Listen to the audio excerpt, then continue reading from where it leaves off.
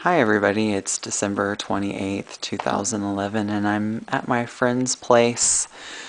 We are not showing our faces because it could potentially disrupt our career prospects. Mm-hmm. I don't You're know. right. No uh, job. uh, uh, my friend just watched the video I did at the First Nations place and the Waiwa Library, and she said that my camera work's going to give her vertigo. So I'm not going to do too much wobbling around this time. You can see that she's very heavily engrossed in her PhD program right now with all of these books. So many weird things about studying in North America, and you're also not from here. Yes, indeed. We were talking about all this wasted space. I don't know if you guys can look up to this storage area, but there's so much extra room. And tell everybody where you're from. Well, I was born in Singapore, so Okay. I'm used to high-rise living and very compressed and condensed space. And I came here, yeah, I mean, it's good for my eyesight. I see much of the world. But yeah, I mean, houses here are huge and people also accumulate a lot of things. And I think accumulation is not just a Western or North American disease.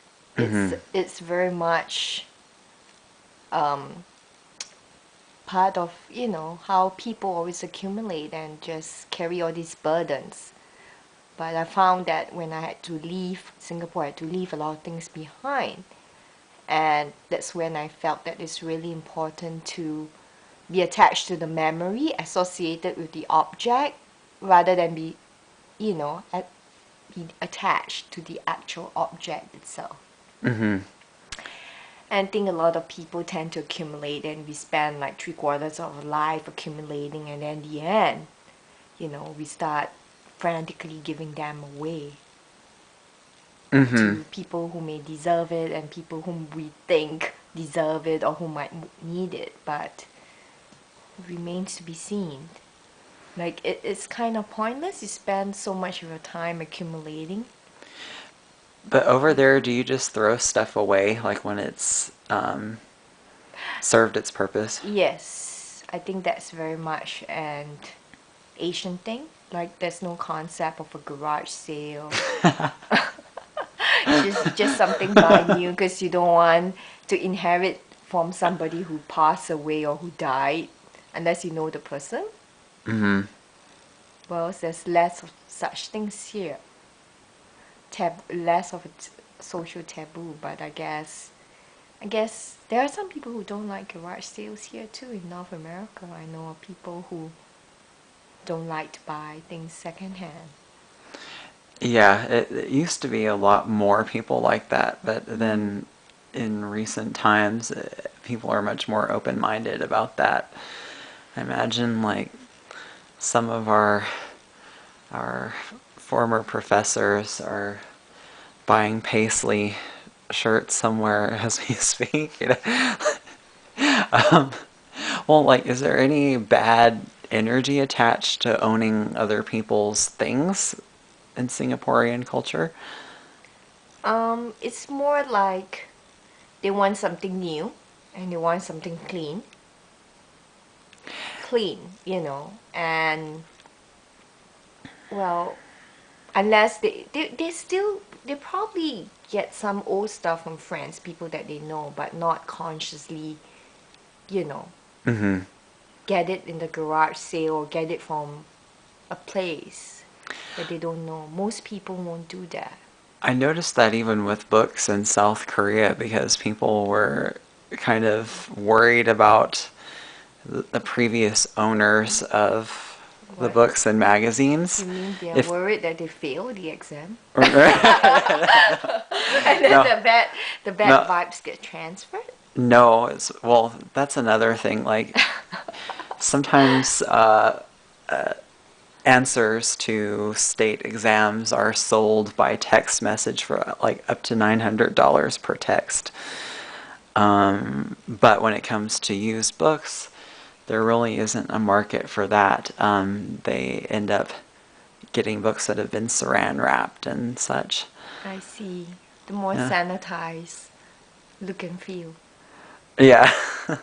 I guess that's the thing about being a student here in North America. Things get circulated and things get passed around.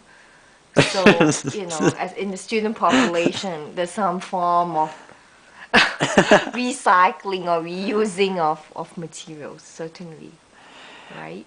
And you've probably heard of how textbooks for law students are often stolen from the library so that they eliminate each other as competition by getting rid of their study Well, resources in too. Singapore, I know people actually, it happened to me, like your notes get stolen.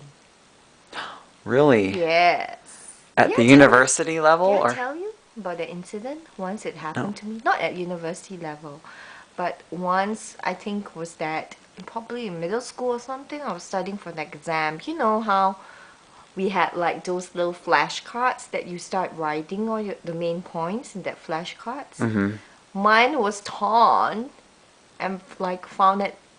The teacher and someone found it in the toilet, in school toilet.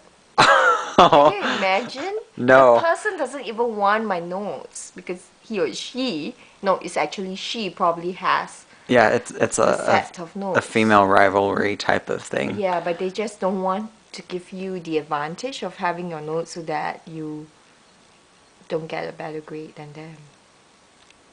You know what I mean? Wow. Isn't that evil? Yeah, so institutions are evil, places of evil doing then? I think institutions are a necessary evil. And any final thoughts on that strain or Well, that train of thought? most universities are not that liberating as you think that they are, right? There's always that strand of evil, and that thing. As long as you know that there's both the enabling and I would say potentially hideous part of university life, I think you just have to be quite cautious. It's not totally free. So this thing about being in academia, being free, one can, and perhaps it might be true for life. And with that, we report from the axis of evil UBC. See. Thank you. Bye.